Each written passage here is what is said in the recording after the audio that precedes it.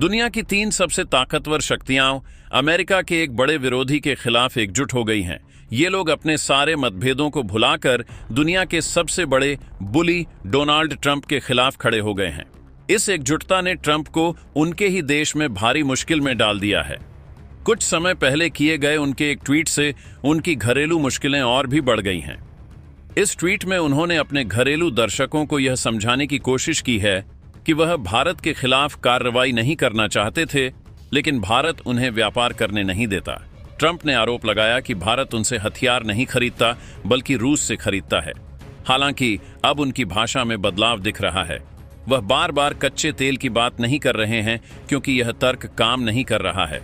दरअसल यूक्रेन खुद भारत से तेल खरीद रहा है, जिसका मतलब है कि यूक्रेन अपने ही खिलाफ युद्ध में रूस को पैसे दे रहा है। यह बात बेतुकी है, इसलिए ट्रंप फिर से पुराने मुद्दे पर लौट आए हैं कि भारत टैरिफ किंग है और बहुत ज्यादा टैरिफ लगाता है। लेकिन यह मुद्दा भी कमजोर पड़ रहा है क्योंकि शंघाई सहयोग संगठन SCO शिखर सम्मेलन से जो तस्वीरें सामने आई हैं, उनसे अमेरिका में यह संदेश गया है कि पूरी दुनिया उनके खिलाफ हो रही है। दुनिया की 50% आबादी के नेता एक साथ अमेरिका के खिलाफ खड़े हो गए हैं और अमेरिका दुनिया में अलग थलग पड़ रहा है। यहां तक कि यूरोप के देश भी उसे अकेला छोड़ रहे हैं। वहीं दूसरी ओर चीन ने भारत, रूस और दुनिया के कई देशों के नेताओं को एक साथ लाकर यह दिखा दिया है कि वह अब एक महाशक्ति बनने की राह पर है और अमेरिका को चुनौती दे रहा है। अगर आप ट्विटर, जिसे अब X कहते हैं, पर ट्रंप के कट्टर समर्थकों के अकाउंट देखेंगे तो आपको पता चलेगा कि वे भी यह मानते हैं कि ट्रंप ने एक बहुत बड़ी ऐतिहासिक गलती कर दी है। यह ऐसी गलती है जिसे सुधारने में अमेरिका को दशकों लग जाएंगे।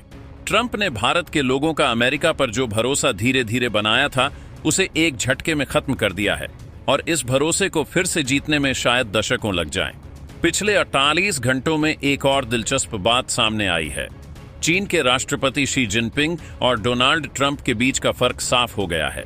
जहां ट्रंप ने दिखा दिया कि वह कितने बेवकूफ हैं और पूरे अमेरिका को मुश्किल में डाल रहे हैं, वहीं शी जिनपिंग ने अपनी चतुराई से पूरी दुनिया को चौंका दिया है। चीन जानता था कि SCO शिखर सम्मेलन की सफलता कितनी जरूरी है, क्योंकि यह अमेरिका को चुनौती देने और खुद को महाशक्ति बनाने का एक मौका था। लेकिन इसमें एक बाधा थी। भारत अक्सर SCO के संयुक्त घोषणा पत्र में शामिल नहीं होता था क्योंकि पाकिस्तान से जुड़े मुद्दों के कारण तनाव रहता था। लेकिन इस बार चीन ने सिर्फ भारत की बात सुनी। भारत ने मांग की कि आतंकवाद के खिलाफ संयुक्त बयान में पाकिस्तान को निंदा करनी चाहिए। पाकिस्तान ने इसका विरोध किया, लेकिन चीन ने भारत की बात मानी और संयुक्त घोषणा पत्र में इसे शामिल करवाया। आखिरकार इतने सालों बाद SCO का एक ऐसा संयुक्त बयान जारी हुआ जिस पर पाकिस्तान सहित सभी देशों ने हस्ताक्षर किए। इस सफलता के बाद पश्चिमी मीडिया ने भी माना कि यह SCO सम्मेलन बहुत सफल रहा।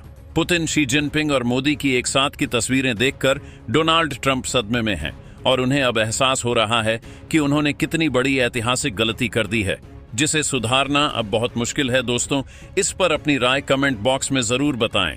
इसी तरह की और भी जानकारी चाहिए। और भी जानकारी के लिए हमारे चैनल को सब्सक्राइब जरूर करें। जय हिंद, जय भारत।